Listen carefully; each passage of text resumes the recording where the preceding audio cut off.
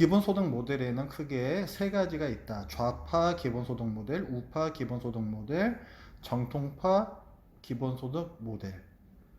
자, 이 각각의 모델의 가장 큰 특징을 생각나는 대로 말씀해 주시기 바랍니다.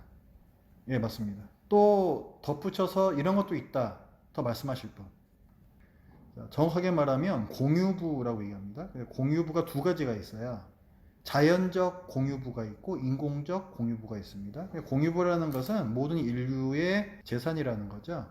개인의 노력만으로 무엇을 얻었다, 사실 말할 수가 없습니다. 물론 개인의 노력이 들어간 건 정당하게 보상을 받아야죠. 하지만 그거 외에 예를 들어서 자원이라든가 또 환경에 대한 부분이라든가 이런 것들은 이제 자연적 공유부가 되는 것이고, 그 다음에 인공적 공유부는 지식, 데이터, 이런 것들은 우리 모두가 인류가 지금까지 만들어내 온 것이고 지금 현재도 우리가 만들어내고 있는 것들이거든요. 개인 혼자서 만들어낸 게 아니기 때문에 그걸 이용해서 이익을 얻었다면 거기에서 인류의 재산 쪽은 떼어내야 된다. 그리고 모두에게 분배해야 된다. 이것이 자연권 내지는 공유부. 그러니까 이것은 분배 정의의 문제예요. 그러니까 재분배의 문제가 아니고 공정하게 배분해야 된다라는 문제입니다. 그렇기 때문에 모든 사람이 이것을 받을 권리가 있고 그래서 배당금 성격이 있는 것이고 이렇게 얘기를 나눴었죠. 그런데 우파에는 이 개념이 없다 그랬죠. 공유부를 모두에게 나눠줘야 된다는 개념이 없습니다. 예를 들어서 프리드먼 같은 경우에는 마이너스 소득세를 주장했다고 했는데 선 딱 그어놓고 그 위에 있는 사람들한테서는 걷어들이고 그 아래에 있는 사람들한테는 그걸 갖다가 나눈다, 이런 개념이라고 그랬죠. 공유부라는 개념이 없기 때문에 그렇게 하는 겁니다.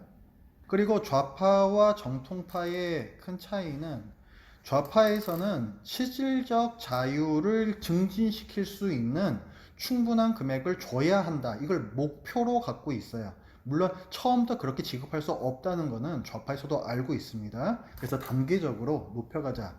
그러나 목표는 충분한 금액을 줄 수 있어야 된다는 것이고, 정통파의 경우에는 이게 뭐 헨리 조지 뭐 이런 쪽 계열인데요. 이쪽은 아까 말한 공정분배 개념이 강해요. 모두에게 있는 권리에 대해서 보상해야 된다는 개념이기 때문에 금액은 중요하지 않습니다. 그래서 변동형이라는 얘기가 나와요. 충분한 금액을 주기 위해서는 당연히 고정형으로 줘야 되는 거거든요. 그런데 정통파의 경우에는 그 금액 자체가 중요하지 않고 이 근거 자체가 공유부이기 때문에 공유부에서 갖고 올 수 있는 재원은 매년 바뀌어요. 그렇기 때문에 그걸로만 가지고 나누는 거기 때문에 매년 다른 금액으로 나눠줄 수밖에 없다. 그래서 정통파 기본소득 모델은 변동형 기본소득 모델이다 라고도 얘기합니다. 기억나시죠? 지난주에 배웠던 거. 문제 하나 더 내드리겠습니다. 이거는 벌써 몇 번째 나온 문제인데요. 너무 중요하기 때문에 또 내드립니다. 기본소득에 꼭 있어야 할 요소들이 있습니다. 4가지 혹은 5가지로 정의를 하는데 말씀해 주시기 바랍니다. 보편성, 무조건성, 개인성, 현금성입니다. 예, 맞습니다. 그게 기본적인 4가지예요. 그 다음에 한 가지 더 추가하자면 정기성까지도 들어갑니다. 정기적으로 지급이 돼야 내가 무슨 계획을 할 수가 있어요. 지금 일하고 있는 직장이 아니라 다른 직장을 가기 위해서 교육을 내가 받고 싶다라고 하면 매월 얼마씩 소득이 있다라는 게 예측이 돼야 될 거 아니에요. 그렇기 때문에 정기성이 중요합니다. 그래서 기본소득 지구 네트워크, BN이라고 부르는 거, 그 다음에 기본소득 한국 네트워크, BIKN이라고 부르는 데에서도 이 정기성, 요걸 갖다가 그 정의에 넣어주고 있어요. 예, 감사합니다. 자, 그러면 오늘 내용을 나눠보겠습니다. 기본소득이 왜 필요해졌는가? 전 세계적으로 이제 논의들이 되고 있거든요. 왜 이런 얘기들이 나오는가? 우리가 지금 살고 있는 이 사회가 복지 정책이 있긴 하지만 그걸로 좀 불충분하다, 좀 불만족스럽다, 이런 문제들이 있고요. 지금 일을 하고 계신 분들도 정말 먹고 살기 위해서 마지못해서 그 일을 하고 계신 분들이 많이 계십니다. 뭐 4차 산업혁명, 코로나 팬데믹 이후로 이런 현상들이 더 심해졌죠. 그 다음에 또 낙인 효과라는 게 있어요. 현재의 복지 체계는 내가 다 증명을 해야 되잖아요. 내가 이것을 받을 만한 사람이다라는 것을 많은 서류들을 제출을 하면서 증명을 해야 됩니다. 그러니까 내가 지금 못 사는 것도 참 힘든데 그걸 스스로 증명해야 한다는 거. 그리고 다른 사람들에게 나는 못 사는 사람이다. 동사무소를 가든 어디 가든 그 담당자한테 내가 그걸 밝혀야 되는 거잖아요. 그러니까 이게 낙인 효과라는 것이죠. 그래서 이런 여러 가지 문제들이 있습니다. 가장 큰 원인은 현재 복지국가라는 것이 노동연계 복지체제예요. 이 복지 혜택을 받으려면 일을 해야 된다를 전제로 하고 있어요. 그래서 내가 계속 수급을 받잖아요. 그러면은 내가 취업 노력을 계속 해야 된다라든가 아니면 내가 계속 일을 하고 있어야 거기에 얼마를 더 보조금으로 얹어준다라든가 지금은 이런 식으로 복지 체제가 되어 있습니다. 그래서 이것을 노동연계 복지다 이렇게 얘기를 합니다.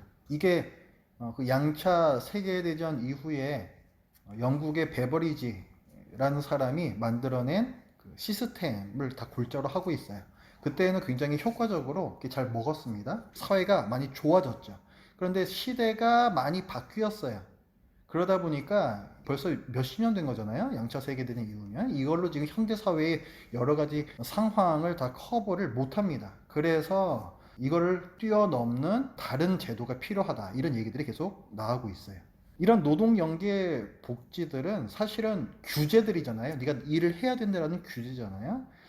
그래서 이런 시스템은 소득이 일정 수준 이상 되지 못하게 오히려 막는 그런 결과를 갖고 오고 있어요.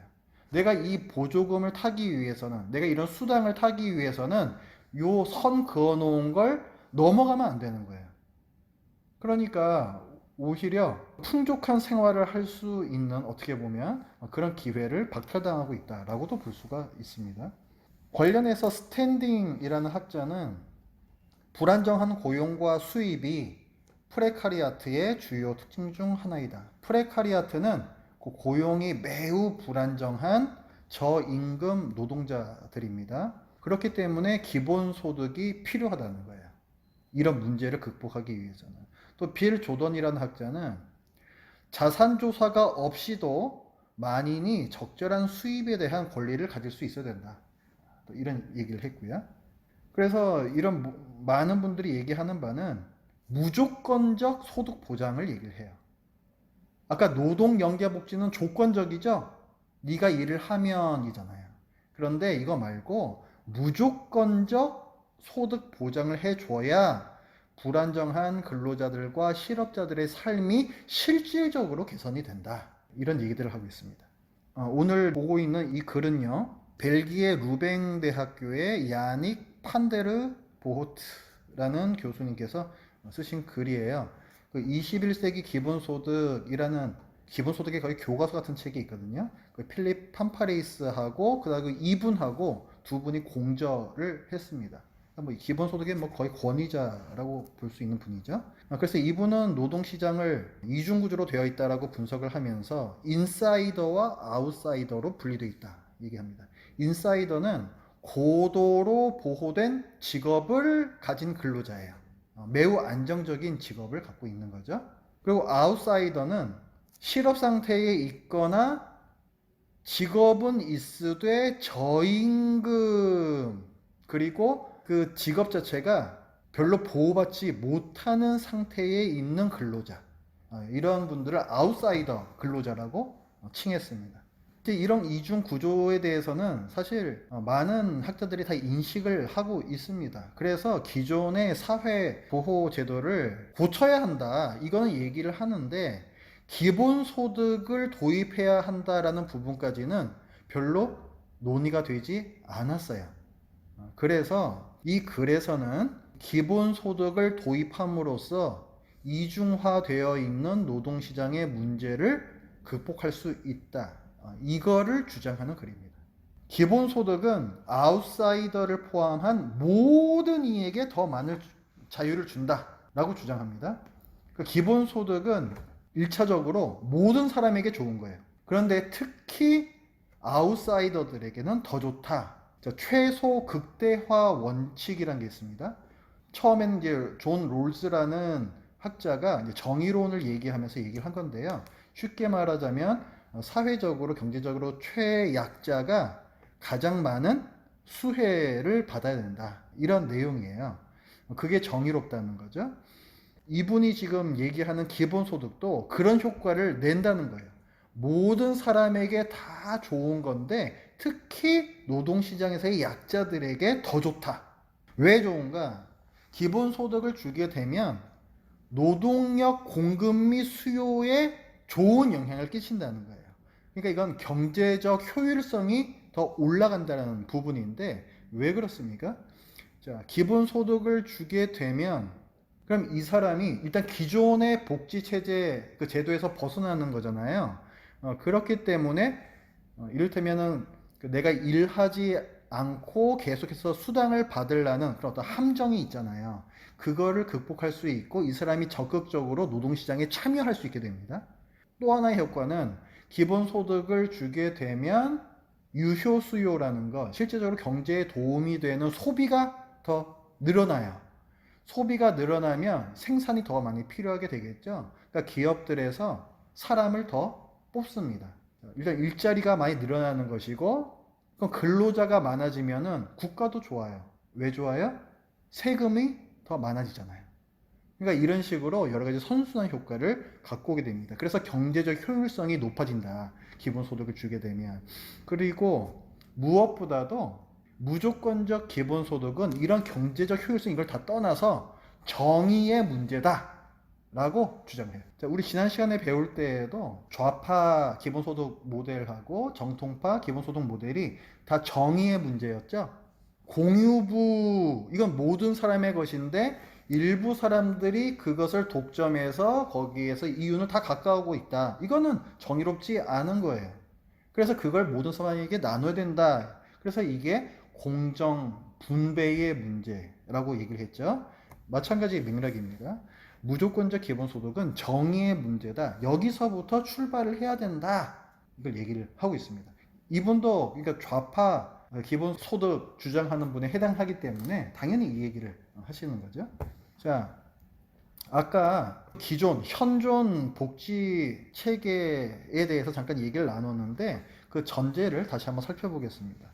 상호주의적 도덕 의무라는 게 깔려 있어요. 상호주의니까 서로 서로란 얘기죠. 자, 네가 받았으면 너도 뭔가 뱉어내야 돼. 이게 상호주의입니다. 그냥 주는 게 아니고 네가 이걸 받고 노동을 함으로써 국가에 기여하는 게 이게 맞는 거야. 자, 요게 상호주의적 도덕 의무라는 거예요. 이런 이 인식이 초기 공공부조 프로그램, 공공부조라는 거는 양차 세계대전 이후에 우리나라에서도 지금 시행하고 있는 그런 복지 시스템이라고 보시면 돼요. 여기에 아래에는 이런 상호주의적 도덕 의무가 깔려 있습니다. 그 다음에 또 한 가지, 기독교 노동관도 여기에 또 일조를 하고 있어요. 일해야 된다라는 부분에 있어서 모든 개인은 각자의 노동을 통해서 먹을 것을 얻어야 한다라는 그 인식이 특히 그리스도인들에게 더 깊이 새겨져 있습니다. 왜냐하면 우리가 창세기를 보면요, 하나님께서 아담과 하와를 창조하신 후에 에덴 동산에 두시고 경작하게끔 하셨죠. 그러니까 노동, 일이라는 것은 하나님께서 이 세상을 창조하셨을 때부터 있었던 창조 질서예요. 그래서 누구나 일할 수 있으면 일을 해야 된다. 그게 당연한 거다. 그게 하나님의 뜻에 맞는 거다라고 우리는 알고 있습니다. 그러면 또 한 가지, 자, 죄를 짓고 타락했잖아요. 그 다음에 땅이 저주를 받는데 그래서 사람이 일하는 게 힘들어졌어요. 그래서 하나님께서 뭐라고 말씀하세요? 네가 이마에 땀을 흘려야 먹고 살 수 있을 것이다. 그러니까 이 타락한 세상에서는 우리가 이마에 땀을 흘릴 정도로 열심히 일해야 한다라는 거죠. 그러니까 창조 질서도 그렇고 타락 후 질서도 그렇고 다 일, 노동 이것을 강조하고 있기 때문에 기독교 노동관 입장에서 보면 이 기본소득이라는 게 굉장히 낯설 수가 있어요. 그래서 이런 상호주의적 도덕 의무라든가 기독교 노동관 이 두 가지 입장에서 어떤 얘기들을 하고 있냐면 아웃사이더들, 그러니까 노동시장에서의 약자들이요. 이분들은 국가에서 도움을 받을 수 있어요. 있는데 엄격한 조건 아래에서 그 도움을 받을 수가 있어요. 그 엄격한 기준이라는 것이 우리가 주민센터 가가지고 내야 하는 많은 서류들입니다. 나는 이 기준에 이렇게 해당되기 때문에 난 이걸 받아야 돼. 그러니까 엄격한 조건이 있는 것이고, 그리고 이것을 계속 받는 것이 아니라 일시적 혜택이 제공되어야 된다. 전제를 갖고 있는 거죠. 혜택을 입은 일할 수 있는 사람은 취업을 위해서 노력을 해야 돼요. 그래서 사회에 기여할 수 있도록 적극 노력해야 한다. 이게 뭐라고요? 상호주의적 도덕 의무.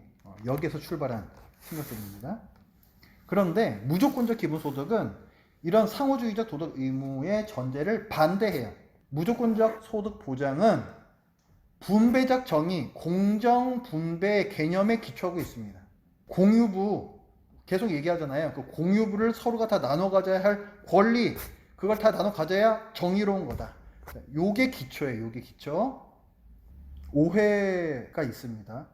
무조건적 기본소득은 인사이더들, 그러니까 자기 직업이 굉장히 안정적인 소득도 높은 그런 사람들 있잖아요. 그분들의 정당한 몫을 아웃사이더들에게 재분배하자는 것이 아닙니다. 제가 재분배가 아니라 공정분배라고 아까 말씀드렸죠. 그냥 다 같이 어쨌든 살아야 되니까 너 많이 벌었잖아. 그러니까 좀 뛰어가자. 좀 이렇게 좀 어려운 분들에게 나눠주자. 이런 개념이 아니라는 거예요. 당연히 다 가져야 할 부분을 네가 혼자 가졌으니까 그 부분 다시 환수해서 정의롭게 나누자. 이런 개념이라고요. 그 다음에 또 하나의 오해는 열심히 일한 사람의 성과를 게으른 사람들에게 나누자라는 것도 아닙니다. 똑같은 이유예요. 공정분배의 개념에서 이렇게 해야 된다라는 주장입니다. 천연자원이나 지식, 그리고 축적된 기술, 사실 이런 것들은 우리 모두에게 주어진 선물들이잖아요. 뭐 하나님께서 우리에게 주셨든 우리의 그 선조들이 남긴 것이든 다 선물들이잖아요. 근데 이 선물들이 우연과 운에 의해서 불공평하게 나눠지고 있습니다. 아니, 누구는 뭐 교육 잘 받을 수 있는 가정에 태어나고 싶어서 태어난 거예요? 그게 자기 힘으로 된 겁니까? 누구는 반대로 굉장히 어려운 가정이 내가 뭐 좋아서 거기에 태어난 겁니까? 그것도 아니잖아요. 우연과 운이라는 거죠. 그 우연과 운에 따라서 이런 모든 인류의 재산들이 불공평하게 그 혜택이 나눠지고 있습니다. 그래서 이 선물들을 공평하게 분배하자는 것이고, 그러면은 이런 무조건적 기본소득을 결국 나누자는 것인데, 그럼 재원이 필요하잖아요. 그래서 그 인사이더들이 많은 소득을 갖고 가고 있잖아요. 그 안에 공유부에서 얻은 이익들이 들어가 있으니까 그걸 잘 발라내자는 거예요. 그 세금을 매겨서 나누자. 이게 기본소득의 재원이 되어야 된다. 라고 얘기를 하고 있습니다. 그래서 이런 주장은 자유주의적 평등주의 정의에 근간한다 라고 얘기를 하는데요. 보통 자유주의라고 하면은 우파, 보수주의 쪽을 갖다가 우리가 생각하기가 쉬운데요. 이 기본소득은 모든 사람의 실질적 자유를 증진시키는 거거든요. 그렇기 때문에 자유주의하고 어긋나지가 않아요. 오히려 그 자유주의에 맞는 개념입니다. 그리고 또 평등주의라고 또 얘기를 해요. 평등주의라는 게 공산주의처럼 만들어낸 이익, 결과가 있잖아요. 그 결과를 무조건적으로 그냥 n분을 해서 나누자 이런 게 아닙니다. 그 사람이 기여한 자기 노력이나 이런 부분에 대해서는 정당하게 다 그 사람이 갖고 갈 수 있도록 하는 거예요. 그런데 지금은 이게 다 뭉뚱그려져서 섞여 있는데 거기에서 공유분은 갈라내서 나눠주자. 이렇게 얘기하는 것이 평등주의입니다. 그래서 무조건적 기본소득은 자유주의적 평등주의 정의다. 여기서 근간한다. 이렇게 얘기를 합니다. 다시 말해 기본소득은 현재 인사이더들에게 과도하게 집중되어 있는 경제력을 분산시킨다. 이런 효과가 있고, 또 기본소득은 만인이 모든 사람들이 실질적 자유를 행사할 수 있는 최소한의 물질적 조건을 보장하자는 거예요. 그리고 지금 뭐 다원화된 사회라고 얘기를 하잖아요. 그래서 사람들이 어떻게 하면 행복한가에 대해서도 절대적인 기준이 없습니다. 나는 이렇게 살아야 난 행복해. 나는 또 이렇게 살아야 행복해. 사람마다 다 달라요. 그래서 기본소득을 주게 되면 여기 조건이 뭐 현금성 이런 게 있잖아요. 자기가 쓰고 싶은데 그것을 쓸 수가 있어요. 그걸 통해서 자기가 생각하는 좋은 삶을 추구할 수 있는 수단이 된다. 자, 아까 상호주의적 도덕 의무라든가 기독교 노동관에서는 직업 윤리가 나왔잖아요. 직업을 가져서 열심히 일해야 된다. 이게 나왔잖아요. 근데 이 직업이라는 부분도 사람마다 다르다는 거예요. 어떤 사람은 직업을 갖고서 열심히 일함으로써 거기서 보람과 가치를 찾는 사람, 그래서 행복한 사람도 있지만 어떤 사람은 내가 정말 하고 싶지 않은 일을 어쩔 수 없이 하는 사람들도 있어요. 그러니까 그분들은 그런 일을 하지 않는 것이 오히려 행복한 거예요. 될 수만 있으면 하지 않는 것이. 그래서 어떤 좋은 삶에 대한 기준이 다 다르기 때문에 이런 부분들을 기본소득이 만족시켜 줄 수가 있다. 그래서 상호주의적 도덕 의무를 거부합니다. 우리가 한번 생각을 해봐야 돼요. 우리는 그리스도인들이니까 사실 쉽지는 않은 문제거든요. 성경에서 사실 이 명시가 되어 있잖아요. 노동의 의무라고 볼 수가 있는데 우리가 어떤 상황에 맞춰서 성경을 끼워 맞출 수는 없거든요. 그렇기 때문에 사실 저도 이 부분에 대해서는 아직 좀 퀘스천 마크가 있어요. 그래서 이걸 어떻게 해결 내지는 조화를 시켜야 할 것인가 아니면은 심지어는 거부를 해야 될 것인가 이런 좀 고민이 아직까지 풀리지가 않았습니다. 자, 이 글을 쓰신 분은 기본소득을 도입하되 부분적 기본소득을 도입해야 된다라고 얘기합니다. 현실적인 방안을 제시하는 거예요. 부분적 기본소득이 있으면은 완전 기본소득도 있겠죠. 그 차이는 뭐냐면 이 기본소득만으로 내가 살 수 있느냐라는 차이예요. 그래서 부분적 기본소득은 이거만으로는 살 수가 없습니다. 그러나 그것 자체만으로도 우리의 실질적 자유를 증진시키는 효과가 있다. 그리고 부분적 기본소득은 노동연계 복지가 아니에요. 거기에 의미가 있습니다. 지금 우리가 살고 있는 이 사회의 복지체계는 노동연계 복지지만 기본소득, 그것은 무조건적 기본소득이기 때문에 그것이 설령 부분적 기본소득이라고 할지라도 이거 내가 일하고 말고 그 조건이 없어요. 그 맥락은 똑같습니다. 그러나 그 금액 자체만 이것만 가지고는 먹고 살 수는 없는 그 정도 수준이라는 차이가 있는 거죠. 완전 기본소득에 비해서. 이런 우려들이 있거든요. 혹시 기본소득을 주게 되면 아까 얘기한 노동시장의 이중화 구조가 있잖아요. 인사이더와 아웃사이더. 그 격차가 더 커지지는 않을까 이런 우려가 있어요. 이런 우려를 하는 분들이 많이 있고 이게 실제로도 그렇게 될 수가 있습니다. 왜냐하면 기본소득을 다 지급을 해요. 그러면은 내가 어딘가에 뭐 일단 아르바이트를 내가 하려고 그런다 했을 때 그 고용주가 다 알고 있잖아요. 다 누구나 기본소득을 받고 있으니까 넌 이 정도 받고 있으니까 그럼 너 요만큼만 있으면은 살 수 있겠네 해가지고 요만큼만 지급을 하는 거예요. 그러니까 지금은 이만큼을 제공하지만 그렇게 되면은 실질적으로 받는 노동 수입이 줄어드는 거죠. 이렇게 되면은 그럼 고용주만 더 많은 이익을 받게 되는 거죠. 자기도 기본소득은 받으면서 지급해야 할 임금은 더 줄어드는 거니까 고용주만 더 많은 이익을 받게 되는 거잖아요. 그렇게 되면은 인사이더와 아웃사이더의 이 격차가 오히려 더 커질 수가 있다는 거예요. 그래서 기본소득 제도만 도입을 해서는 위험합니다. 병행해서 다른 제도들이 같이 들어와야 돼요. 그래서 대표적인 게 뭐냐면 최저임금제를 더 강화시키는 거예요. 그걸 법적으로 딱 이만큼이 최저임금이다라고 해놓으면 고용주가 조금만 지급할 수가 없게 되겠죠. 자, 이런 법적으로 제재하는 방안이 있고 그 다음에 노조 결성을 더 활성화한다. 고용주의 착취를 막을 수 있도록 서로 연대해서 목소리를 내는 노동조합, 그 노조 결성 이것이 더 활성화되어야 된다. 그리고 궁극적으로는 완전 기본소득으로 가야지 이제 이런 문제들이 전혀 나올 수가 없어요. 완전 기본소득은 뭐냐면 이것만 가지고서도 충분히 먹고 살 수 있는 금액이라 그랬죠. 아니 그러면 더 많이 주면 고용주는 더 조금 줄 수 있는 거 아니야? 그게 아니고요. 이것만 가지고 먹고 살 수 있으면 굉장히 조금 주는 고용주 그 직장에 내가 안 들어가면 그만이야. 그렇죠? 내가 뭐 굳이 여기서 일 안 해도 내가 어차피 먹고 사는 데는 문제가 없는데 뭐 하러 조금 받으려고 이 직장에 들어가겠어요.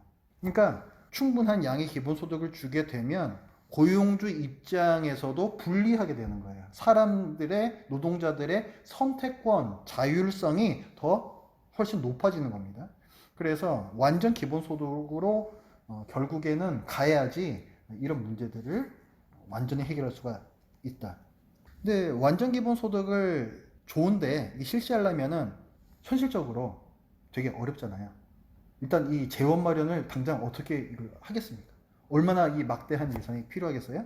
지난주에도 살펴봤지만은 월 65만 원씩 우리나라에서 그렇게 지급을 하려면은 연간 317조가 예산이 필요하거든요. 올해 본 예산이 600조라 그랬죠. 그런데 317조를 기본소득으로 한다고 하면은 현실적으로 거의 불가능하다고 볼 수가 있어요. 그렇기 때문에 이게 예산의 문제가 있고, 그리고 이 재원이 어디서 나온다 그랬어요?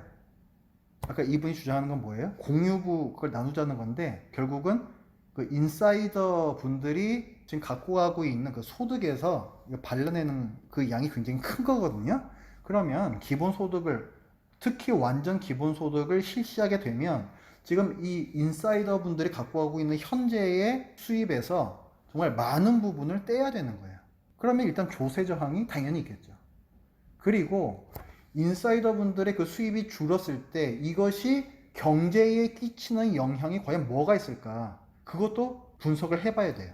그래서 이런 어떤 사전에 검토해야 할 부분들, 그리고 현실적인 예산의 문제, 이런 것들 때문에 당장 완전 기본소득제를 도입할 수는 없습니다. 오래 걸릴 거예요. 그렇게 만약에 가려면은. 그리고 또 한 가지 문제는 뭐냐면 그 아웃사이더의 입장에서 볼 때에도 기본소득, 완전 기본소득을 받고 있어요. 그런데 그 돈만 있다고 사람이 꼭 행복한 건 아니잖아요. 많은 분들은 계속해서 일을 하고 싶어 하거든요. 근데 그 일이란 게 뭐예요? 열악한 일이 아니라 좀 정말 내가 보람을 느낄 수 있고 쉽게 말해 인간 대접을 받으면서 일할 수 있는 그런 직장이잖아요. 그런데 이 사회의 그런 직장 자체가 희소하다면 아무리 완전 기본소득을 준다 한들 내가 갈 곳이 없는 거잖아요. 그럼 그것도 문제예요, 그것도. 그래서 이 사회적으로 어떤 그 고용 전환을 할 수 있는 뭔가 시스템이 또 잘 만들어져야 됩니다. 직장 문화나 이런 것들도 다 이게 많이 개선이 돼야 되고 이것도 금방 되는 게 아니잖아요. 그래서 이런 면에서도 완전 기본소득은 당장 도입할 수가 없어요. 그래서 현실적으로는 부분적 기본소득으로 일단 시작을 하는 게 좋습니다. 부분적 기본소득은 뭐가 차이다? 금액의 차이다. 지금 프랑스에서 이런 부분적 기본소득 논의가 이루어지고 있다고 하는데요. 매달 480유로를 지급한다. 우리나라 돈으로 한 64만 원 정도 된대요. 요거는 어떤 그 빈곤 한계치에 훨씬 미치지 않는 작은 금액입니다.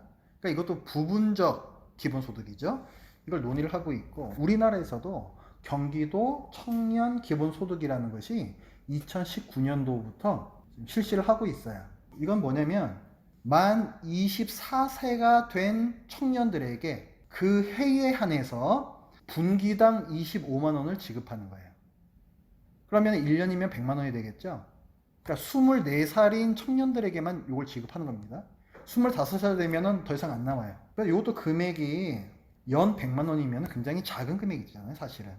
이것도 이제 부분적 기본소득에 해당하는 겁니다. 그럼 우리는 이제 이런 궁금증이 들죠. 프랑스도 그렇고, 뭐 경기도 청년 기본수당도 그렇고, 이게 과연 정말로 이게 도움이 되는 거냐? 정말로 이게 실질적 자유를 증진시켰는데 도움이 되는 금액이냐 하는 거예요.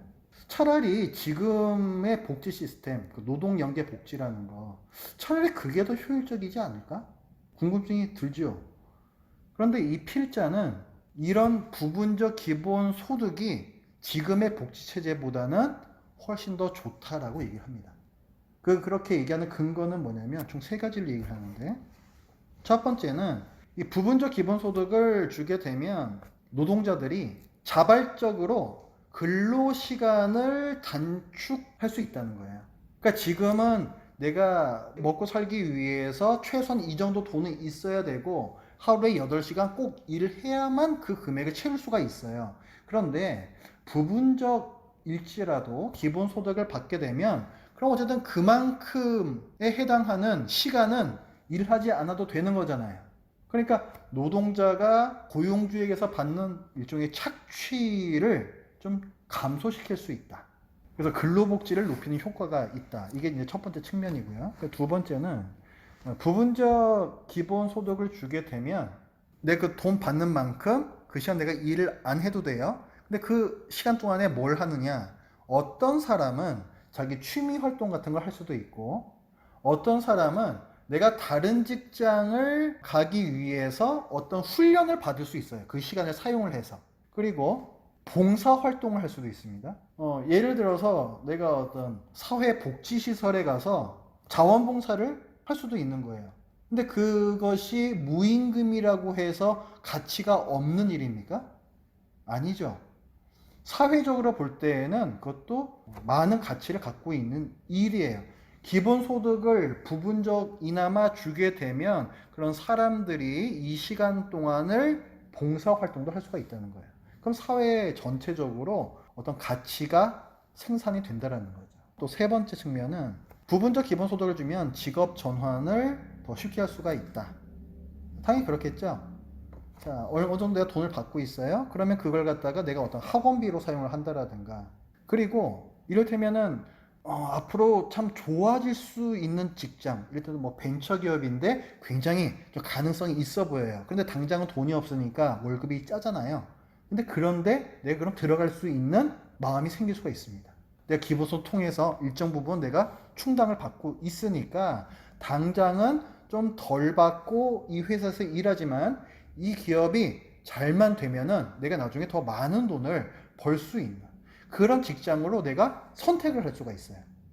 그러니까 이런 측면에서도 부분적 기본소득이 좋다. 캐나다, 핀란드, 네덜란드에서 기본소득 실험을 했다고 합니다. 그래서 이 기본소득 실험의 결과에서 우리가 좀 어떤 것을 얻을 수 있는지 살펴보겠습니다. 근데 이 실험들에는 한계는 있어요. 기본소득은 계속 주는 거죠. 뭐 1년만 주고 끝나는 게 아니잖아요. 그러니까 영구적 기본소득이다. 영구적으로 보장되는 소득이다. 이렇게 얘기를 하는데 과연 이것이 정말로 노동시장에 있어서 어떤 영향을 줄 것인가, 이제 이거를 지금 알고 싶어서 실험을 하는 건데 실험에 한계는 있다는 거예요. 왜 한계가 있을까요? 영구적으로 주지 못하잖아요. 실험이니까. 그렇죠. 그리고 이 실험에 참여하는 사람들도 자기가 이 받고 있는 돈이 일정 기간만 주어지고 그 다음에 끊긴다는 것을 알고 있어요. 그래서 이 실험에는 한계는 있습니다. 그러나 어쨌거나 한번 보자는 거예요. 자, 캐나다에서는 1975년부터 3년 동안 마이너스 소득세 형태의 보장소득을 시험했습니다. 우리 배웠죠? 기본선 쫙 그어놓고 그 위에 사람들한테서 더 걷고 요 아래에 있는 사람들한테서 그것을 뿌린다. 자, 이게 마이너스 소득세라고 했습니다. 그래서 이것을 저소득층 주민 대상으로 해봤는데 얼마를 줬냐면 당시 중위소득의 50% 정도를 줬어요. 자, 많이 버는 사람이 있고 적게 버는 사람이 있잖아요. 그 중간에 해당되는 중위소득, 중위소득이 뭐 예를 들어서 1년에 3천만 원을 번다라고 했으면 그거의 50%, 그러니까 연 1,500만 원에 해당되는 금액을 매달 지급을 했다는 거예요. 자, 그렇게 해 봤는데 그 결과 어떤 결과가 나왔는가? 이걸 받는 분들은 어쨌든 임금이 올라간 효과가 있죠. 그렇게 되면서 아까 얘기했던 고용주에서의 착취, 직장에서의 부당하게 더 많이 일을 해야 된다라든가 일한 거에 비해서 정말 조금 받는다라든가 이런 현상이 개선이 됐대요. 나 그런 대우받으면서는 너네 사업장에서 일 나 못하겠어. 실제로 이렇게 되더라는 거예요. 그래서 이 고용주가 사업장의 그 근무 환경을 더 개선하는 그런 효과가 있었다. 그리고 임금 격차가 줄었다. 지금 저소득층한테만 이것을 줬기 때문에 당연히 임금 격차가 줄었겠죠. 그리고 일부 근로자들은 근로 시간을 스스로 단축을 시켰대요. 지금까지는 이만큼 돈이 필요하기 때문에 이만큼 일을 해야만 됐는데 요만큼 돈 내가 이제 직을 받으니까 그만큼은 실제로 일을 안 하는 사람들이 생기더라. 일이 너무 힘들면은 그럴 수 있잖아요. 그런 사람들이 실제로 생겼다는 거죠. 그래서 이 사람들은 그럼 그 시간 동안에 뭘 했느냐? 많은 사람들이 사회봉사 혹은 교육 이런 사회적으로 가치 있는 활동에 참여했대요. 실제로 이런 효과가 있었다. 이런 결과가 나왔고 근로자들의 건강이 좋아지고 정신적으로도 건강이 개선되었다. 이런 결과가 나왔어요. 아주 힘든 열악한 환경에서의 이제 노동을 덜 하게 되니까 몸도 좋아지고 스트레스도 덜 받게 됐다는 거죠. 그리고 기본소득을 받게 되니까 어쨌거나 그 경제적인 염려가 좀 줄어드는 부분도 있고. 자, 또 핀란드에서는 이런 실험을 했어요. 2017년부터 2년 동안 했는데 장기 구직자들에게 월 560유로를 지급했다. 요것도 우리나라 돈으로 하면은 한 60 몇만 원 이제 되는 건데, 요거는 그 핀란드가 가장 행복한 나라 1위죠. 예, 여기. 그래서 거기 그 나라의 빈곤 한계치의 절반에도 미치는 금액이라고 해요. 이 금액이. 그렇게 이제 보조금을 장기 구직자들에게 지급을 했습니다. 이 실험의 초점은 어디 있었냐면 기본 소득을 주게 되면 혹시 사람들이 게을러져서 일을 안 하려고 들지는 않을까? 근로 의욕을 꺾는 그런 부작용이 있지는 않을까? 이게 이 실험의 초점이었어요. 그 결과를 보니까 그런 현상은 일어나지 않았습니다. 오히려 더 적극적으로 직장을 알아보려는 그런 어떤 의욕들이 더 증가됐대요. 그리고 삶의 만족도, 육체적, 정신적 건강, 학습 능력과 집중력 등의 인지 능력이 다 향상되었다. 쉽게 말해서 삶의 질이 다 올라갔다. 이런 결과가 나왔습니다. 그러니까 월 한 60만 원을 받아도 이런 긍정적인 효과들이 많다라는 거예요. 그 다음 네덜란드에서의 실험인데 2018년에 실업 보조 혜택을 받는 저소득 개인들을 대상으로 실험을 했습니다. 자, 여기서 이제 대조군 하나 만들어 놓고 세 가지 그룹을 만들었어요. 이 대조군은 뭐냐면 지금 현재의 시스템을 따르고 있는 그런 분들입니다. 네덜란드도 우리나라처럼 노동연계 복지 시스템이에요. 그래서 공공부조 수당을 받는데 반드시 구직의 의무가 있습니다.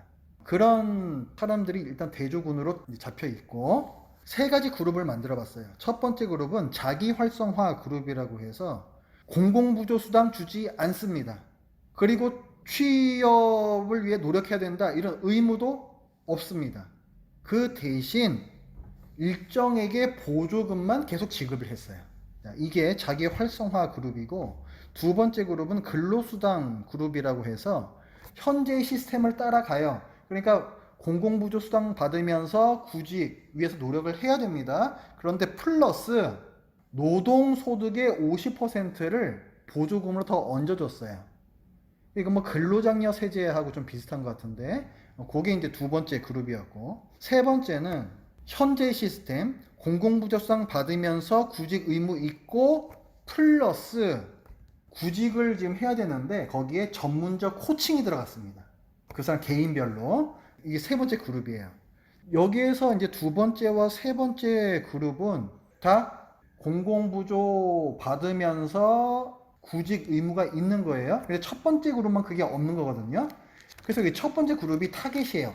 얘네들이 과연 근로 의욕이 떨어졌는가 높아졌는가 이게 지금 궁금한 거예요. 근데 해봤더니 이 그룹이 다른 그룹들보다 결코 더 적게 일하지 않았다 라고 결과가 나왔습니다. 그러니까 노동 의욕이 떨어지지 않는다라는 거예요. 그냥 무조건적으로 보조금을 지급해도. 그리고 오히려 이 그룹이 다른 그룹들보다 스스로 안정적인 일자리를 확보할 가능성이 더 높았대요. 이거 무슨 얘기냐면은 더 질 높은 일자리를 찾는다는 얘기예요. 왜냐하면 일정 부분 지금 수입이 있잖아요. 수입이 없을 때는 내가 급하니까 아무데나 열악한 직장이라도 다 들어갈 수밖에 없는 거예요. 그런데 어느 정도라도 수입이 있으니까 이제 그런 데는 좀 후순위로 밀어놓고 좀 더 나은 직장을 먼저 두드린다는 얘기예요. 다시 말해서 근로자의 자율성이 향상되면서 일자리를 선택함에 있어서 본인이 좀 더 결정적인 주체가 되는 그런 효과가 있었다. 지금 핀란드, 네덜란드, 캐나다 이 세 군데 봤는데요. 다 비슷해요. 이 효과들이. 근로위력 떨어지지 않고 삶의 질이 올라갔고 더 나은 일자리를 사람들이 찾았다. 자, 결론부인데요. 부분적 기본소득이 이중화된 노동시장에 긍정적 영향을 끼친다. 그리고 기본소득은 노동시장의 이 격차를 줄이기 위한 사회정책 계획. 어쨌든 모든 나라가 이 격차는 줄이기 위해서 노력은 하고 있거든요. 그런데 어떤 정책을 세우든지 간에 이 기본소득이 들어가 줘야 실질적으로 개선이 될 수 있다. 기본소득은 핵심적인 요소다 라고 주장을 하고, 부분적 기본소득은 모든 사람들에게 다 좋은 것인데 특히 아웃사이더들에게 더 좋다, 더 보람있고 더 나은 급여를 주는 활동의 접근성을 높이는 효과가 있다. 약자에게 최대의 효과를 줄 수 있다. 이게 기본소득이라는 거예요. 그리고 경제적인 부분뿐만이 아니라 행복감이라든가 사회적 권한이라든가 또 내가 내 인생의 주체라는 자율감, 이런 것들을 다 높여주는 효과가 있다. 자, 그리고 그렇다고 해서 부분적 기본소득제 요것만 도입한다고 다 해결되는 건 아니라는 거예요. 자, 같이 병행되어야 하는 것들이 여러 개가 있다. 그 최저임금제, 그런 것들을 법적으로 유지 혹은 더 강화를 시켜야 되고, 또 고용전환을 실제로 할 수 있도록 고품질의 구직 서비스와 재취업 훈련 프로그램을 제공해야 된다. 그 다음에 또 한 가지 얘기하는 것은 기본소득이 복지를 대체할 수는 없다는 거예요. 기본소득은 기본소득대로 지급을 하고 복지제도는 복지제도대로 그 나름대로의 영역이 있다는 거예요. 그러니까 기본소득 들어오면 모든 것이 다 해결된다. 아니라는 겁니다. 우파에서는 그런 주장을 하는 거죠. 뭐 마이너스 소득세 이런 걸 도입을 하면서 기존의 복지제도를 다 없애버리자, 이런 얘기를 하잖아요. 그런데 그런 거 아니라는 거예요. 두 개 다 필요한다. 그렇기 때문에 한 가지 우리가 생각해야 될 건 뭐냐면은 선별적 복지도 병행이 돼야 된다는 얘기예요. 그럼 뭡니까? 행정비용이 대폭 감소될 것이다 라고 낙관할 수가 없는 거예요. 기본소득만 가지고 기존 복지제도는 다 없애버린다 하면은 그냥 얼마나 쉽습니까? 걷어들여서 쫙 일괄적으로 뿌리기만 하면 되니까 행정비용이 별로 안 들어요. 선별할 게 없으니까. 그런데 기본소득의 복지체제를 다 대체할 수는 없기 때문에 행정비용이 대폭 감소되지는 않을 가능성도 있다. 기본소득의 미래는 뭐 이걸 갖다가 하겠다라는 어떤 정부나 담당 기관들의 의지만으로는 안 됩니다. 국민들의 합의와 공감대, 이것들이 다 있어야 돼요. 그리고 무엇보다도 그 공감대가 형성되기 위해서는 기본소득을 주어야 하는 그 사상적인 기반이 뭔가, 요거를 모두가 잘 인식을 해야 됩니다. 기본소득을 복지의 차원에서 접근을 하게 되면은 여러 가지 반대에 부딪힐 수밖에 없어요. 선별적 복지가 더 효율적인 게 아니냐, 이런 얘기가 나올 수밖에 없습니다. 그런데 우리가 지금까지 강조한 게 뭐였어요? 기본소득의 사상적 기반은 공유부에 대한 정의로운 분배, 이거잖아요. 이거는 반박하기가 쉽지가 않아요. 모든 사람들이. 그래서 여기에 대한 공론화가 필요합니다. 그래서 모든 국민들이 여기에 대해 인식을 하고 어떤 공감대가 형성이 됐을 때에 부분적 기본소득일지라도 이것이 제도로서 정착을 할 수가 있다는 거예요. 자, 그러면 우리가 좀 얘기를 좀 나눠보겠는데요. 우리가 첫 시간 시작을 할 때 기본소득에 대해서 본인이 어떻게 생각하는지 잠깐 나눠본 적이 있었어요. 그래서 어떤 분들은 뭐 기본소득, 어쨌든 현실적으로 당장 도입하기는 어려울 수는 있지만은 기본소득이 참 좋다 말씀하신 분도 계셨고, 이것이 그 예산의 낭비가 될 수가 있고 비효율적인 제도가 아니냐 또 이렇게 이제 생각하시는 분들도 있었거든요. 자, 이제 수업을 이 강의를 다 마쳤으니까 지금 좀 다시 한번 좀 본인의 생각을 나눠 보겠습니다. 혹시 지금도 그때와 같은 생각인지 아니면 조금은 생각이 바뀐 부분이 있는지. 저는 이제 처음에 동의하는 쪽에 마음이 더 갔었는데요. 공부를 마치는 시점에서 더 필요성을 더 많이 느끼는 것 같아요. 어느 부분에서? 처음에는 이 많은 부분을 몰랐을 때는 그냥 단순한 생각이었었는데, 지금은 이제 더 넓게 개인이 소득을 받음으로 인해서 내 가정, 또 내 가정이 더 나아가서 내 지역, 더 나아가서 근로자는 근로자대로, 사업주는 사업주대로, 또 더 깊게 넓게는 사회적으로 모두가 다 함께 잘 사는, 그러니까 잘 사는이라는 것이 개인마다 이제 다르겠지만, 제가 잘 사는 거라는 의미는 어느 정도 빈부의 차이도 조금은 좁힐 수 있는 기회, 또 스스로에게도 이 도입을 하기 이전에는 이렇게 낙인 효과라든지 좀 알게 모르게 자격지심, 알게 모르게 이제 같이 어울리지 못하는 그 물질 때문에 여러 가지의 문제가 있었지만, 그래도 이 기본소득을 받음으로 인해서 그런 모든 것들이 다 해결되는 건 아니지만 조금은 그래도 마음의 그 여유, 소외감에서도 조금은, 자격지심에서도 조금은 나은, 더 질 좋은 그런 생활들이 되지 않을까라는 그런 마음에서 더 필요성을 더 많이 갖게 되고, 또 제일 중요한 부분은 직장을 구하면서도 힘든 사람들은 막 투잡, 쓰리잡을 할 수밖에 없는 현실에 주어진 사람들이 많이 있는데, 도입이 되면 하나는 줄이고 그 남은 시간을 정말 내가 배우고 싶은 거, 정말 내가 나가서 이렇게 봉사면 봉사, 하고 싶은 공부를 할 수 있고, 그러다 보면 사업주 입장에서는 또 근로자가 필요할 것이고, 그러다 보면 취업하는데 그 경쟁도 조금은 낮아질 것이고, 또 여유가 있으면 또 많은 이런 부분 저런 부분에 소비가 많이 있다 보면 전체적으로 경제적으로도 많이 흐름이 더 원활하게 되어지지 않을까라는 부분에서 더 절대적으로 도입이 됐으면 하는 그런 마음이 더 간절한 마음으로 생겨났습니다. 또 뭐 기본소득을 시행해서 많은 일자리 정책이라든지 뭐 이런 거와 관련해서 그런 것들을 좀 더 해결하고 복지적인 면도 이렇게 다 연관성이 있기 때문에 좀 기본소득을 좀 통해서 본인이라든지 아니면 가족들이라든지 그리고 사회의 많은 근로자들 그리고 실업자들의 삶들을 개선하는 데 있어서 조금 필요한 정책이다. 필요한 복지가 될 것 같다라고 생각이 듭니다. 저도 사실은 반대 입장이었는데요. 그 반대 입장이 내가 세금을 더 내야 되고 뭔가 노는 사람한테 또 기본소득을 준다는 것 자체가 납득이 안 됐거든요. 그래서 기본소득을 얘기했을 때 어떤 좋은 쪽의 취지보다는 나쁜 그런 결과 쪽에 더 포커스를 맞추고 생각을 하다 보니까 별로 좋은 정책 같다라는 생각이 안 들었거든요.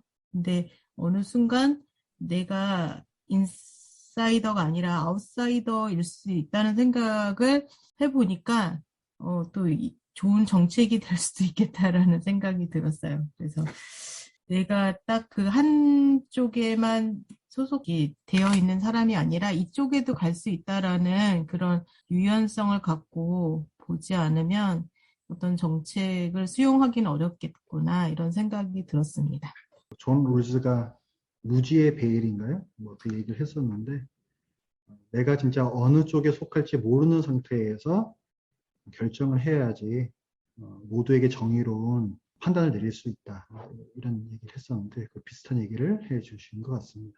저는 이제 특별히 앞으로 사회 변동과 관련해서 기본소득 문제에 대해서는 생각을 해왔던 주제고, 앞으로 이제 이게 산업 구조도 많이 바뀔 거거든요. 그래서 주로 신기술들을 많이 활용하는 쪽으로 아마 산업도 계속 바뀔 거고, 그러면 고용사회가 당장 하루아침에 없어지고 바뀌는 건 아니지만 점진적으로 시간이 가면서 산업 구조가 바뀐다는 얘기는 없어지는 산업에서 일하던 사람들은 일자리를 잃고, 그다음에 이제 새로 생기는 산업에서 고숙련자들에게는 새로운 일자리들이 계속 열려가고 아마 이렇게 되기 때문에, 그러면은 이거 직업 전환 같은 경우를 어떻게 이제 사회적으로 전체로 보면 유연하게 할 수 있도록 뒷받침하느냐가 상당히 중요하거든요. 그래서 사실은 지금도 아주 필요한데 그 측면에서 가장 중요한 게 이제 사회 안전판이란 말이죠. 당장 지금 하던 일에서 뭐 새로운 기술을 배울 수 있는 시간 여유나 그것도 없고, 당장 지금 일자리를 잃으면 당장 이게 소득 문제 때문에 또 뭔가 다른 일을 찾다 보면 계속 이게 업그레이드된 직업을 얻기가 어렵단 말이죠. 그러니까 그 직업 전환을 위해서도 국가가 중요하게 해야 될 역할 중에 하나가 전직을 원하는 사람들에게 사회적으로 교육받을 수 있는 시스템을 뒷받침하고, 그 다음에 그 중간 기간 중에 소득을 보전해 줘야 되고, 그렇게 돼야 이제 경제가 선순환을 이루면서 그 산업 고도화가 아마 생산적으로 이루어질 수 있을 거기 때문에, 그래서 사회 안전판을 어떻게 강화하느냐가 우리 사회의 큰 과제입니다. 이 현재 시점에서. 그런 측면에서 현재 우리 사회 안전판은 너무 취약하고, 특히 이제 저 북유럽 국가들에 비하면, 그래서 북유럽 국가들이 요즘 아주 그 벤처 산업이, 핀란드 같은 경우가 대표적인데 벤처 산업이 아주 활발하게 일어나는데, 그게 가능한 이유가 이게 직업 전환할 수 있는 인프라가 아주 잘 돼 있어요. 사회 안전망도 잘 돼 있고. 그래서 이제 그런 측면에서도 이 기본소득은 가능하면 빨리 도입되는 게 좋고, 저는 이제 부분 기본소득을 도입한다고 하면 당장 우선적으로 할 게 이제 액수 차원보다는 그 젊은 층들에게부터 기본소득을 좀 더 액수를 늘려서 그 젊은 친구들이 새로 도전하고 새로 배우고 직업 전환도 유연하게 하고 할 수 있도록, 그렇게 하면서 단계적으로 이렇게 확장해가는 그런 방식으로 할 필요가 있지 않나 하는 그런 생각이 들고요. 그리고 요즘 갈수록 우리가 양극단화가 된단 말이죠. 집단 단화 현상들이 많이 일어나는데, 그 하버드대 로스쿨의 선스타인 교수라고 하는 그 교수님이 왜 우리는 극단을 지향하는가, 극단이 되기 쉬운가 하는 것에 대한 연구를 깊이 한 분인데, 그분이 그 연구한 바에 의하면 비슷한 생각을 가진 사람들끼리만 서로 그룹을 지어서 그 안에서 서로 얘기를 나누다 보면 자기들이 생각하는 게 옳다는 생각이 상당히 강해지는 거죠. 그래서 확증 편향이 강화된다는 거거든요. 그러다 보니까 그 안에서는 정상적인 팩트, 진실이 뭐냐 하는 그 팩트보다는 그 그룹 안에서 신념에 맞으면 그게 진실이고, 그 신념에 맞지 않으면 이제 가짜다, 이렇게 이제 하는 그런 현상들이 아주 심각하게 나타나는 것 같아요. 그런 측면에서 보면 이번에 이 공부하시는 것들이 서로 다른 생각을 가지고 출발하지만 공부함으로써 여러 입장들을 같이 이렇게 공유하고 그 과정에서 또 생각들을 정리해가고, 이게 요즘에 그 가짜 뉴스가 판치는 그런 세상에서 그래도 우리가 좀 더 진리와 진실 앞에 좀 더 견고하게 설 수 있는 그런 길이 아닌가 싶어서 아주 저 응원합니다. 감사합니다. 저도 그 기본소득이 꼭 필요할까라는 그런 부류였는데, 좀 기본소득 들으면서 좀 바뀐 것 같아요. 강의 어느 들으면서. 부분이 특히 좀 많이 도움이 됐습니까? 그러니까 기본소득이 도움을 줄 수 있는 게, 저도 제 환경에서만 생각을 했는데 다른 환경에 처해 있는 사람들한테는 그게 내가 생각했던 것보다 더 많은 도움이 될 수 있겠구나라는 생각이 확 들었어요. 예, 그런 면에서 좀 기본소득이 우리나라에 정착이 되면 좋겠다 생각했는데 참 그게 어떤 방법으로 되는 것이 가장 효율적이고 가장 좋은지는 더 생각을 해봐야 될 것 같고. 만약에 주위에 네. 기본소득을 반대하는 분이 계시다고 쳐요. 이를테면 시아버지께서 기본소득 나는 마음에 안 든다. 그러면은 기본소득이 왜 해야 되는 건지를 또 뭐라고 말씀하시겠어요? 한번 생각해 보세요. 네, 한번 생각해 볼게요. 내가 좋다고 해가지고 되는 것도 아니고, 어쨌든 왜 이게 해야만 하는 것인가, 그거를 내가 머릿속에 갖고 있어야 되거든요. 네. 예, 내가 만약에 여기에 찬성한다면, 반대하는 네. 사람은 뭐 당연히 그런 생각할 필요 없지만, 네, 그냥 듣기에 좋아 보여요. 이거는 설득이 안 되죠. 네, 맞아요. 그래서 대답할 것을 항상 온유함으로 대답할 수 있는, 그것을 항상 예비를 하고 있어야 됩니다. 예. 그래서 우리 네. 이 기본소득 강의는 거기에 대한 부분을 좀 많이 다뤘어요. 그래서 그 부분 다시 한번 생각을 해보시기 바랍니다. 기본소득 공부하면서 많이 들었던 생각 중에 하나는 기본소득이 결국 우리에게 미쳤으면 하는 영향력이 무엇인가라는 생각을 했습니다. 그래서 기본소득을 주장하는 건 결국 지금의 현실에 굉장히 많은 두려움과 또 어려움을 느끼고 있기 때문에 어떤 그런 대안들로서 기본소득을 우리가 이야기를 하고 있지 않나 라고 생각을 하는데, 이제 8주 동안 배우면서 이제 여러 가지 주장들을 듣고 뭐 보수, 진보, 또 다양한 이데올로기적인 관점에서 기본소득을 주장을 하는 그 모든 주장들의 사실 공통적인 관심사는 평등과 공정이라는 생각이 좀 들었습니다. 그래서 어떻게 하면 조금 더 우리가 함께 살아갈 수 있을 것인가. 근데 그 함께 살아감이 어떤 계급이 지어지는 것들이 아니라 함께 가치를 서로 평등하게 나눠 가지면서 또 그 가치를 함께 나눠 가질 때 공정한 경쟁으로서 그 어떤 자신들이 이루고자 하는 것들과 그 가치들을 실현하는 것이 가장 큰 어떤 주제였고 공통적인 관심사가 아니었을까. 결국 지금 시대에서는 사실 많은 사람들이 불평등하다고 생각을 하는 거고, 또 많은 사람들이 나는 공정하지 못한 위치에서 시작을 했다라고 생각을 하는 건 아닐까.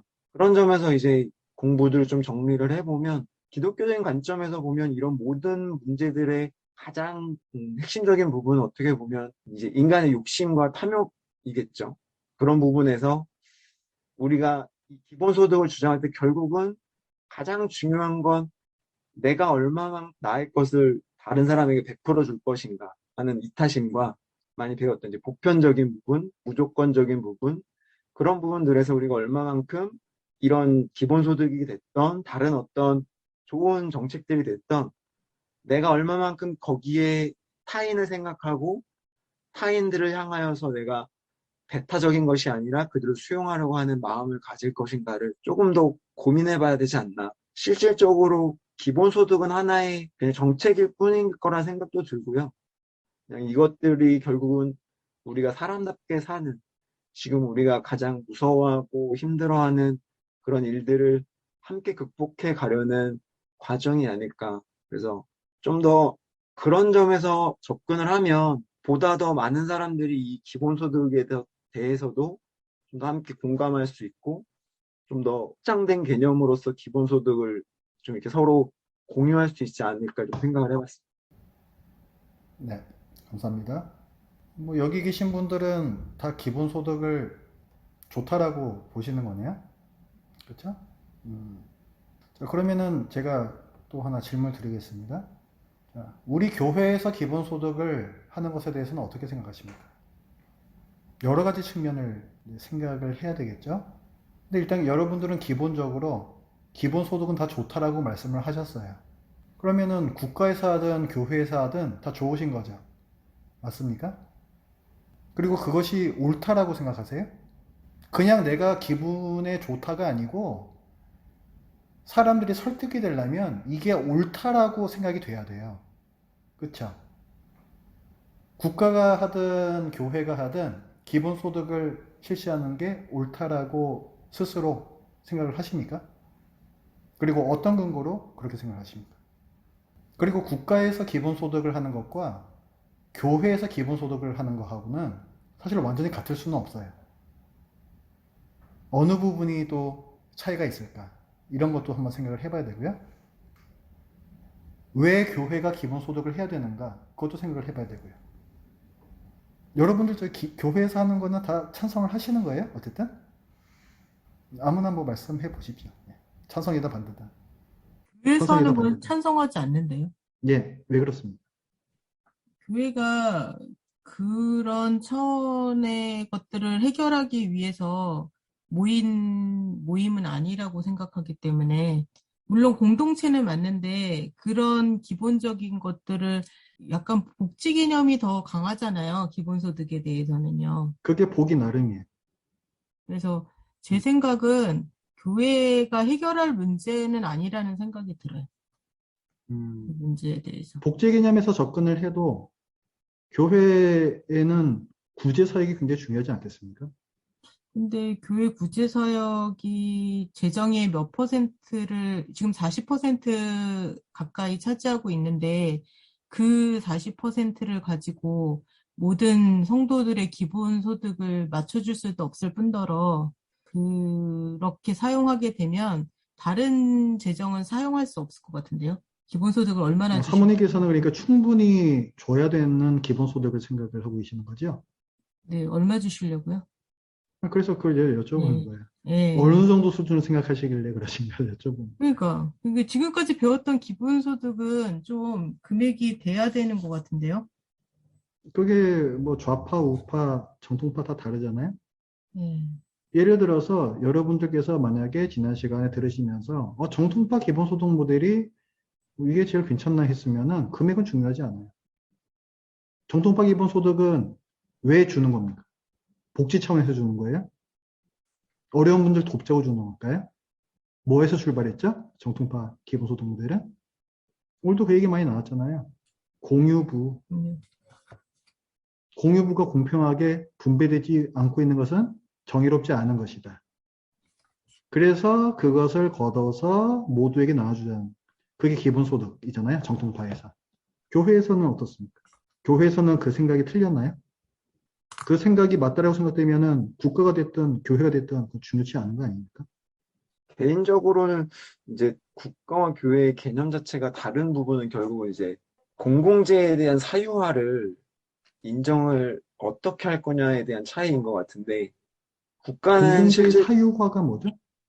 이제 뭐 토지라든지 뭐 어쨌든 실질적으로 무언가 공공재를 누군가가 사유화를 했기 때문에 발생되는 어떤 빈부격차에 대해서 부를 재분배해야 된다는 개념이라고 따지면, 교회 안에서의 기본소득은 사실은 애초에 불가한 게 아닌가. 교회가 가지고 있는 공공재라는 게 실상은 이걸 재분배해야 될 정도가 맞나라고 생각이 좀 들긴 하거든요. 국가에 사는 것도 국가가 공유부를 갖고 있는 게 아니죠. 이제 모든 그건 이제 인류의 재산이다 시작하는 거죠.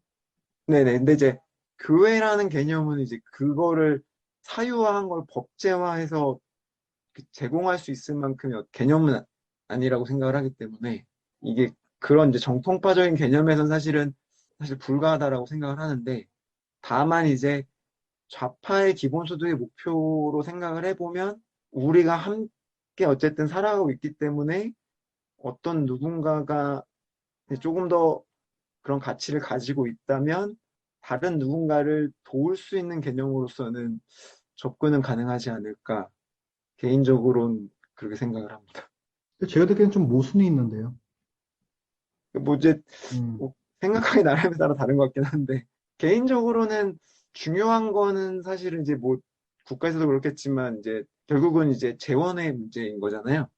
근데 이제 교회가 과연 그 재원을 충당함에 있어서 이제 그럼 헌금으로 그걸 충당을 해야 된다는 얘기인데, 그러면 우리는 과연 헌금을 그만큼 내야 하는 당위성이나 아니면 강제성이 과연 얼마만큼 적용이 될 것이냐, 이제 좀 그 부분은 좀 걱정이 되긴 합니다. 그렇죠.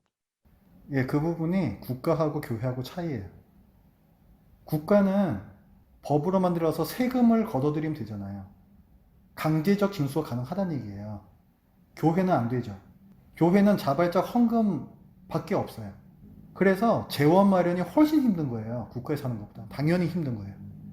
자, 그럼 재원 마련을 강제적으로 징수할 수 없는 건 분명한 사실이니까. 그렇죠? 그래서 기본소득을 실시할 수 없다. 다른 분들도 어떻게 생각하십니까? 어떻게 보면 그 기본적인 관점부터 한번 좀 짚어봐야 되는데요. 만약에 교회에서 기본소득 제도를 실시한다고 하면은 그거를 복지의 개념에서 할 것이냐, 아니면은 아까 얘기했던 그 공유부에 대한 권리의 정의로운 분배의 개념에서 들어갈 것이냐, 거기에 따라서 저는 이 금액 자체가 일단 달라진다라고 생각을 해요. 예를 들어서 모든 교인에게 월 10만 원을 제공한다. 그럼 사실 그 10만 원이 얼마나 도움이 되겠습니까? 사실은 그게. 그렇죠? 복지 차원에서 보면은 굉장히 적은 금액이에요. 근데 거꾸로 정의로운 분배 개념에서 접근을 하면 금액은 중요치 않으니까 그 자체도 의미가 있는 거죠. 근데 또 이제 그렇게까지 하면서 교회가 기본소득을 또 지급을 해야 되는 것이냐, 이런 질문 또 해봐야 되는 거고. 어떻게 생각하십니까? 제가 왜 이런 생각을 하게 됐냐면 현실적인 문제예요. 우리 교회뿐만이 아니고 모든 교회들이요, 교인분들 중에서 어려운 분들이 다 계시잖아요. 그런데 그 어려운 분들을 뭐 어느 정도라도 이렇게 좀 도와드린다라고 할 때에 그 개개인의 상황을 다 파악하는 게 거의 불가능해요. 뭐 장로교회는 장로가 있고 집사가 있잖아요. 가장 중요한 부분이 신방이다 라고 했을 때 실제로 특히나 지금 이 시대에 신방이 제대로 됩니까? 목사가 신방하는 것도 힘든데 무슨 장로와 집사가 개개인의 그 가정을 방문하면서 신방을 합니까? 그러니까 저 개인적으로도 우리 모든 교우분들의 상황을 파악하는 게 현실적으로 굉장히 어려워요. 그럼 교회는 어쨌거나 구제라는 이름을 붙이지만은 뭐 심지어는 뭐 초대교회 때는 뭐 유무상통까지 했지 않습니까? 다 같이 살 수 있게끔 서로 같이 살아가자라는 게 굉장히 중요한 거예요. 교회는 공동체이기 때문에. 그런데 그게 현실적으로 굉장히 어려워요. 누가 어려우신지를 잘 모른다고요. 그래서 제가 하나 생각했던 게 뭐냐면, 그럼 기본소득 같은 걸 갖다가 도입하면 어떨까? 이런 생각을 해본 거예요. 근데 아까 이소희 선생님께서 얘기하신 것처럼 그런 어떤 재원 마련의 강제성 부여할 수 없는 부분, 기본소득하고 절대로 같이 될 수가 없거든요. 재원 마련 도대체 어떻게 할 것이며 실질적으로 그런 도움이 될 만큼 지급을 해야 될 거 아니에요. 어려운 분들 돕는다라는 입장에서 시작을 했으면 월 10만 원 주는 게 뭐 그렇게 도움이 되겠느냐고요. 그러니까 그런 문제를 생각하면은 여러 가지 또 한계가 있는 거예요. 그래서 제가 사실 고민을 많이 했는데 이런 생각도 제가 이제 해봤습니다. 기본소득하고 어차피 똑같아질 수는 없는 건데, 예를 들어서 만약에 전 교인들 대상으로 지급을 한다고 치면은 그게 뭐 월 10만 원이 됐든 20만 원이 됐든 5인 가족이면은 월 그럼 100만 원이 들어가는 거예요. 20만씩 되면은. 가족 단위로 보면 좀 큰 금액이 될 수 있죠. 월 100만 원이면은. 어쨌거나 기준 정해놓고 고정액을 지급을 한다. 그리고 그 돈이 실질적으로 필요하신 분이 있고 뭐 당장 필요 없는 분이 있어요. 뭐 노후를 위해서 내가 저축을 해놓겠다, 이건 좀 그런 것이고, 그래서 지금 내가 실질적으로 필요가 없는 분은 그것도 강제적으로 할 수는 없으나 그것을 자발적으로 또 헌금으로 다시 드리는 거예요. 이거 굉장히 그 높은 수준의 어떤 그 의식이 요구되는 겁니다. 이렇게 되려면은 일단 내 개인 욕심을 자기가 잘 분별을 해야 돼요. 정말 내가 필요해서 이 돈을 쓰는 것인지, 불필요한데 내 욕심 때문에 내 이것을 쓰는 것인지, 그걸 내가 분별할 수가 있어야 되고, 그걸 절제할 수 있는 능력이 전제가 된다고 봤을 때, 이런 식으로 하게 되면은 꼭 필요한 분들에게 낙인 효과가 발생하지 않으면서 일종의 분배가 일어날 수 있지 않을까, 이런 생각도 제가 해봤거든요. 또 하나 생각해 본 거는 아까 장로님께서 말씀하셨던 것 같은 이제 그런 거예요. 이를테면 청년들을 대상으로 집중을 해서 그분들에게 실질적으로 도움이 될 수 있는 금액을 또 매년 지급하는 거죠. 그러면은 청년들의 경우에는 아르바이트 2개 하던 것을 하나만 해도 돼요. 그러면 그 시간에 자기가 뭘 공부를 하든가 아니면은 자기를 위한 일을 하든가 아니면 뭐 사회봉사를 할 수도 있고 다른 데 그 시간 쓸 수가 있겠죠. 그런 생각도 제가 좀 해봤거든요. 어떻습니까? 제 개인적인 생각으로는 이제 이 기본소득이 이렇게 사회 전체에 모든 공감을 얻어서 시행하기까지에는 이제 너무 이제 시간이 얼마나 어떻게 걸릴지는 모르지만 지금 현재로서 봤을 때는 아무리 시급하다 그래도 이제 좀 거리가 한참 국가에서는 시간이 금방 안 돼요. 네. 네.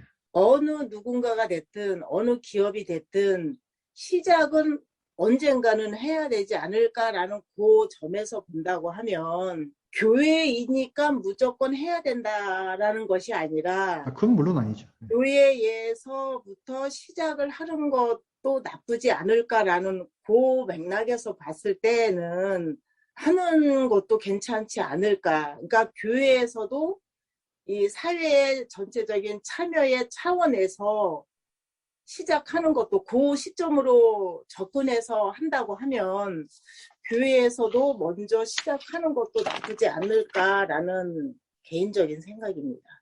어떤 방식으로 할 수 있을 것 같아요?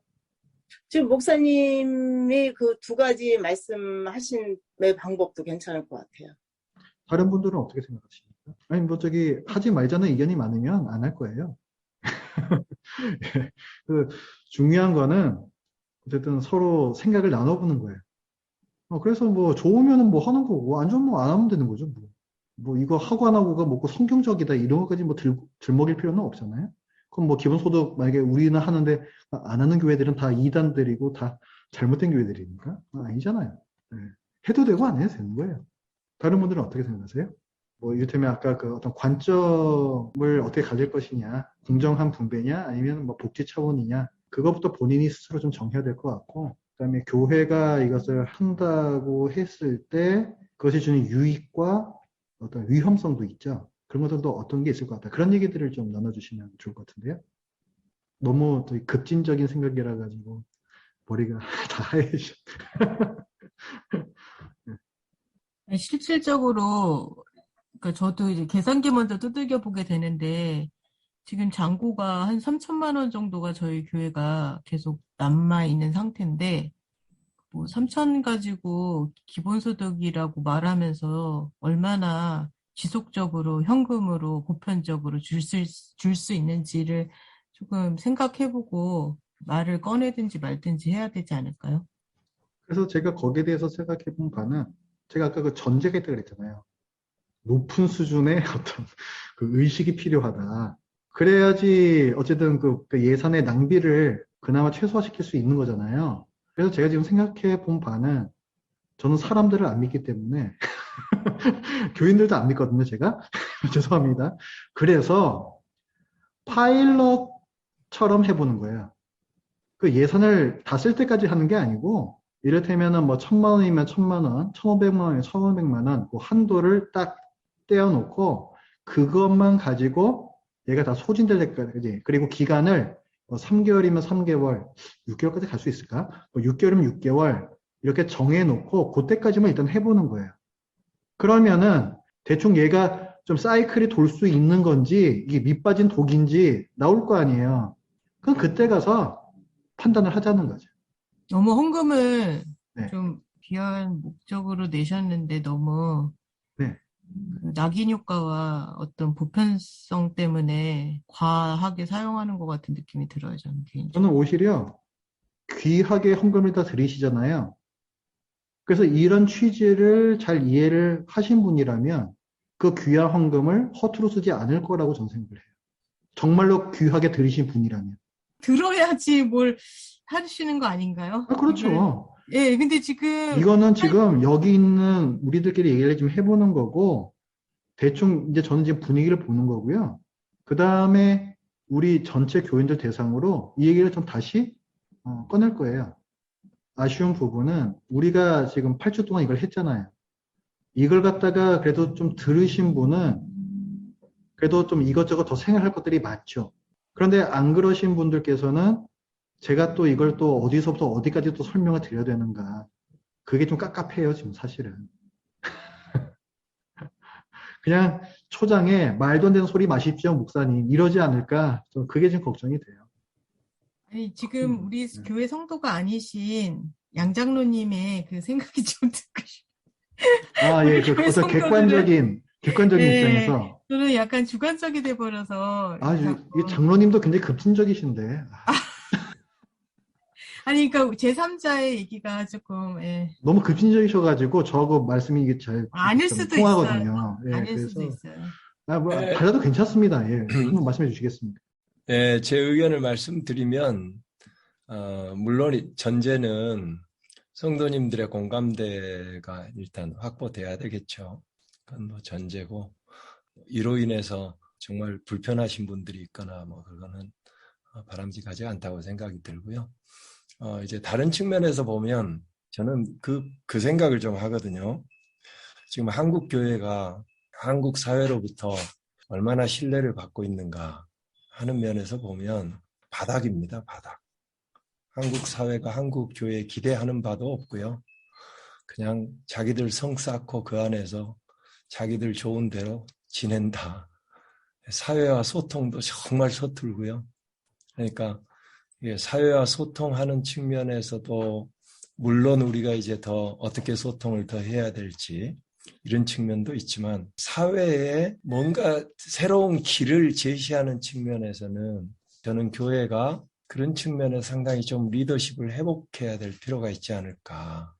그래서 우리가 이제 복음을 어떻게 사회에 적용되는 복음으로 재해석할 것인가 하는 측면에서 전통적으로 물론 이제 사회 구제 활동들은 많이 해왔죠.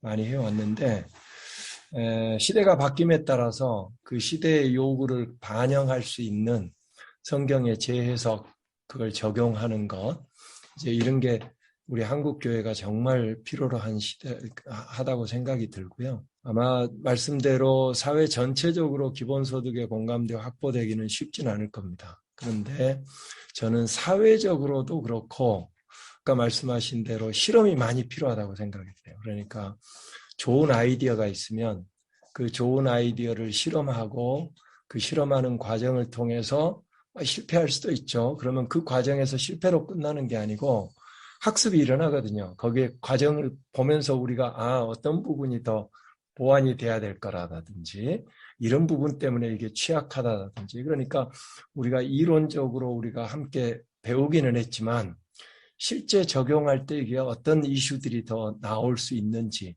하는 것들은 그게 큰 사회 단위에서 한꺼번에 적용하기는 쉽지 않다는 거죠. 그런 면에서 이제 한국 교회 내에서도 기본소득에 대해서 교회적으로 어떻게 이걸 받아들여야 될 것인가. 그래서 나는 이번에 공부하시는 게 상당히 의미가 있다고 생각이 들어요. 사회의 아젠다를 교회가 이걸 어떻게 이해할 것인가. 그리고 나름대로 이해한 바가 있다면 그렇다면 그걸 한번 실험해보고 실험하면서 이게 우리 사회에 메시지를 줄 수도 있고 그 다음에 뭔가 어려움들이 있다면 그 과정에서 이런 문제들을 해소하면서 가야 되겠구나 하는 그런 여러 측면의 하나의 이 메시지들도 줄 수 있다고 봐서 저는 상당히 귀한 시도가 될 수도 있겠다.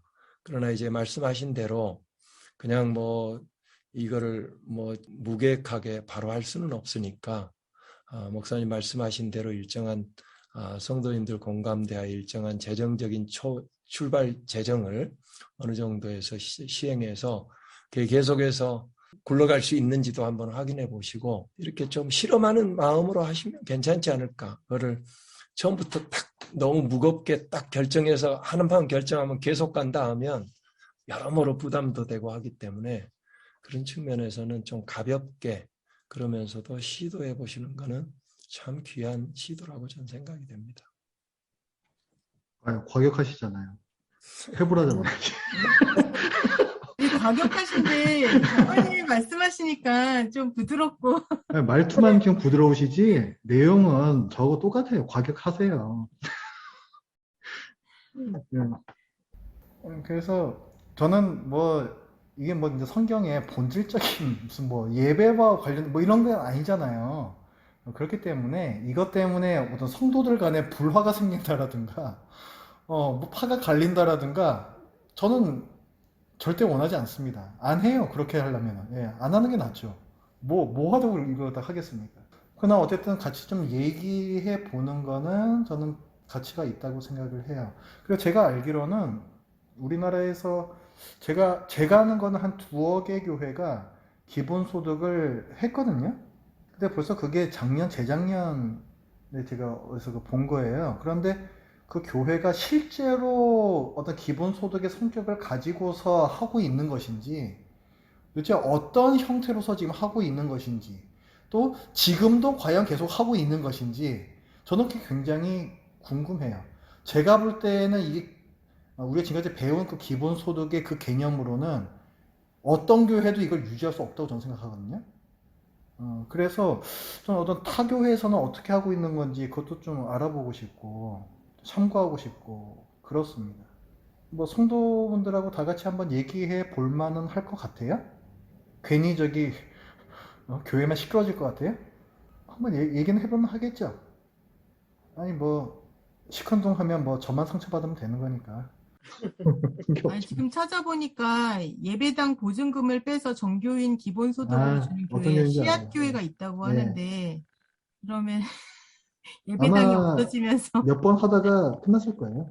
왜냐 아마 코로나 때 네. 성도님들 못 모이기 어렵다고 때문에. 해서 아마 이규원 목사님 계시는 교회인 걸로 아는데 그래서 일시적으로 다 분배를 하고 이후에 이제 또 다시 모이긴 하고 있는 걸로 알고 있어요. 아마 카페에서 아마 모이실 거예요. 네, 카페를 기반으로 해서 사실 기본소득이라기보다는 좀 재난지원금에 가까운 성격? 일종의 네. 일회성으로인가 아마 네. 그렇게 하신 걸로 알고 있고. 근데 저는 경제적으로 어려운 분들께서 어느 정도라도 도움이 되실 수 있는 지속적인 구조를 원하거든요. 그런 것도 가능하지 않을까 싶어요.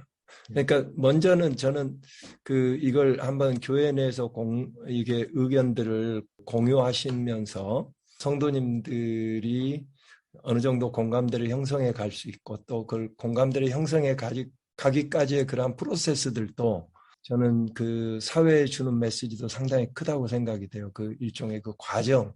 우리 사회 전체로 이 의견 모으는 거는 더 어렵지 않습니까? 그러니까 그 면에서도 의미가 있고 만약 한다면은 아예 이쪽의 기본소득을 위한 기금을 별도로 설정을 하시고 그래서 뭐 기본소득의 4-5가지 기본 원칙을 그대로 지킬 수는 없지만 그 기금 내에서 그러면서 이제 그 기금을 연마다 조금씩 늘려간다든지 뭐 그거에 이제 교회 재정 상황에 따라서 하시지만 그렇게 해서 이게 딱 떼어놓고 그 안에서 하시면 좀 더 시작하실 때 좀 더 낫지 않을까 싶네요.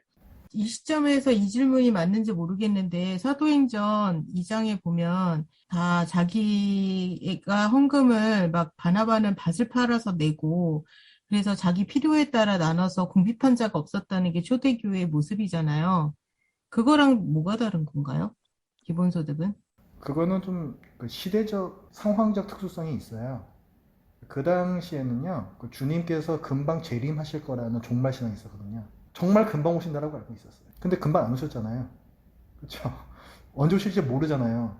그러니까 지금 우리가 사유재산제를 갖다가 거의 부정하면서까지 다 교회 사람들이 공유해야 된다 이렇게 하면은 그 넌센스입니다. 그렇게 하면은. 그때는 낙인 효과 없었을까요? 그렇게 하면은 네. 글쎄요. 있었을 수도 있죠. 왜냐하면은 그때에도 구제 대상에서 배제된 과부들이 있었다. 뭐 이런 게 나오잖아요. 선별적 복지였잖아요. 선별적 복지. 재산은 다 같이 공유를 하는데 이걸 실제로 누구한테 어떻게 나눠야 할 것인가 이 부분에 대해서는 선별적 복지를 했다는 얘기죠. 그러니까 기본소득하고 다르죠. 자, 그럼 뭐 요 정도로 마무리하죠 뭐. 자, 수고들 많으셨고요. 제가 잠깐 기도하고 마치겠습니다.